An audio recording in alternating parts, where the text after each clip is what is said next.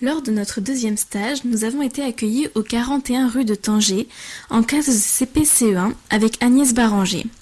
Notre intégration dans sa classe s'est déroulée sans aucun souci, sûrement dû au fait que les élèves avaient l'habitude de recevoir des stagiaires. Dans un premier temps, nous allons vous présenter le sommaire en commençant dans une première partie par la conception de la séance, puis notre grille d'observation complète et remplie, l'analyse et le réinvestissement de la séance, et pour terminer, un commentaire sur nos annexes.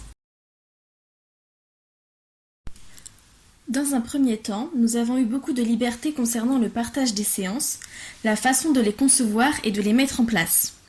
Même si nous faisions des fiches de préparation toutes les semaines, notre PEMF nous laissait une grande autonomie et ne nous imposait pas sa façon de faire. Par exemple, nous prenions le matériel indiqué dans le support pédagogique, mais nous choisissions quel type d'activité faire avec les élèves. Nous devions prendre en compte les objectifs proposés par le support et ceux conseillés par la PEMF, le niveau des élèves et le matériel dont nous disposions.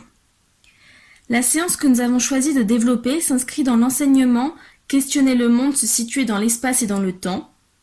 Elle s'appuie sur une séquence intitulée Le temps qui passe, conçue par notre PEMF qui s'est inspirée d'une progression adaptée pour des enseignants par le manuel RETS Espace-temps.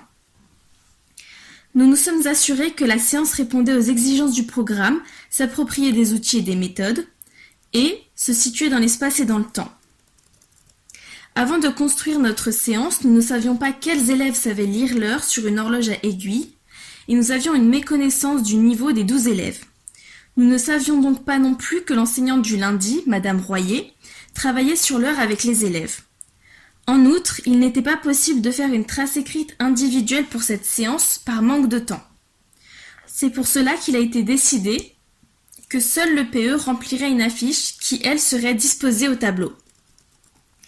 Notre PEMF nous a mis en garde sur le rapport au temps pour les élèves de CP-CE1 en école prioritaire. Certains connaissent à peine les saisons, même en cycle 3. Ils se repèrent parfois avec les fêtes commerciales telles que Halloween ou Pâques, avec les décorations et les publicités. Pour avoir une base commune à tous les élèves, notre séance s'arrête au moment de la journée scolaire, sans déborder sur la vie personnelle des élèves.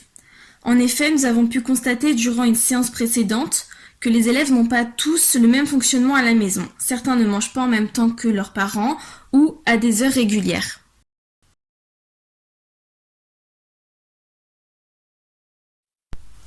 Pour réaliser notre grille d'observation, on a pris en compte plusieurs critères. La posture du professeur des écoles, l'ambiance de la classe, les consignes données en classe, la mise en activité, la fin de l'activité ainsi que le retour et les conseils de notre PEMF. Pour ce qui concerne le matériel, même si les élèves sont en effectif réduit, les petits cadrans d'horloge ne sont pas identiques et on avait deux modèles différents, un en carton avec des aiguilles colorées et le deuxième était un modèle rigide. Alors les élèves préféraient le modèle rigide mais il n'y en avait pas assez pour tout le monde. Et du coup, ce qu'on a décidé avec le PEMF, c'est d'imposer aux élèves de CP les cadrans en carton avec des aiguilles colorées.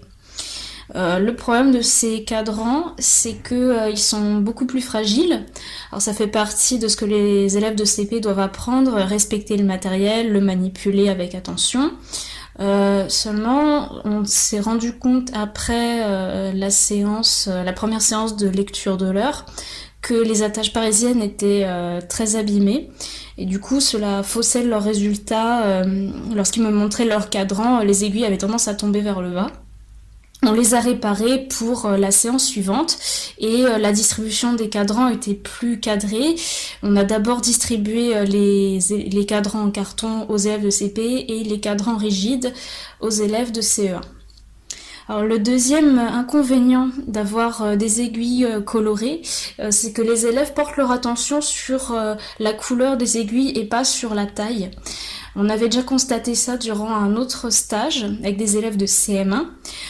Lorsqu'ils devaient représenter les cadrans d'horloge et les remplir, ils respectaient bien le code couleur, mais la taille des aiguilles était identique.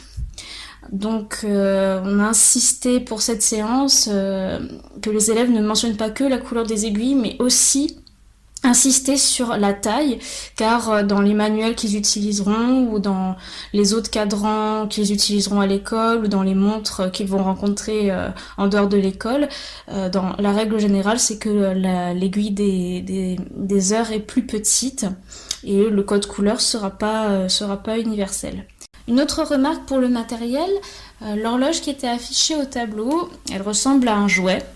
Et les élèves sont beaucoup trop intéressés à cette horloge qui les intriguait.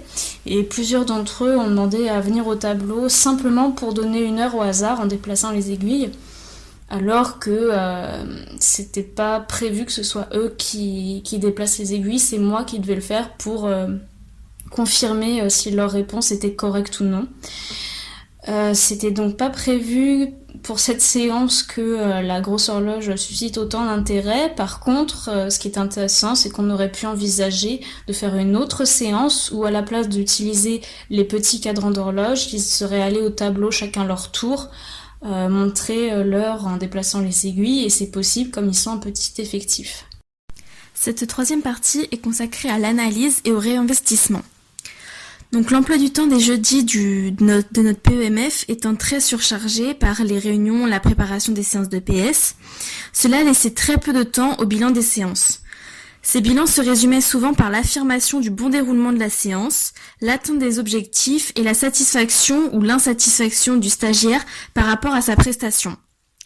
Les difficultés rencontrées pour les séances d'apprentissage de lecture de l'heure, qu'il s'agisse au cycle 2 ou au cycle 3, sont les différences de niveau et le choix des objectifs. Pour les CPCE1, en accord avec la progression proposée par le manuel dont s'est servi la PEMF pour établir une séquence, l'objectif principal est de se repérer dans le temps.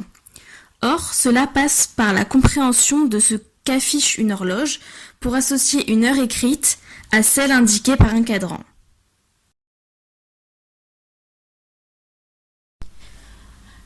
Alors pour ce qui est de la fiche de préparation, dans l'ensemble, j'ai respecté ce qui était prévu, que ce soit le temps pour chaque phase. Les consignes que j'ai dites aux élèves sont presque entièrement identiques à celles que j'avais rédigées dans ma fiche de préparation. C'est juste que c'est une formulation plus orale devant les élèves. Et la participation que j'attendais, je l'ai obtenue et ils ont bien justifié leur réponse comme c'était prévu. Les seules différences qu'il y a entre ce qui était prévu dans la fiche de préparation et ma performance, c'est d'une part l'intérêt qu'a suscité la grosse horloge au tableau. J'avais peur que ça les déconcentre car l'objectif c'était qu'ils répondent pour montrer qu'ils apprennent à lire l'heure et pas simplement pour venir au tableau et déplacer les aiguilles. Et la deuxième différence, c'est que j'ai fait des erreurs au moment du remplissage de la fiche et je n'ai pas su remédier à ces erreurs car c'était pas un stylo effaçable et j'avais pas de deuxième affiche au cas où pour s'il y avait des ratures.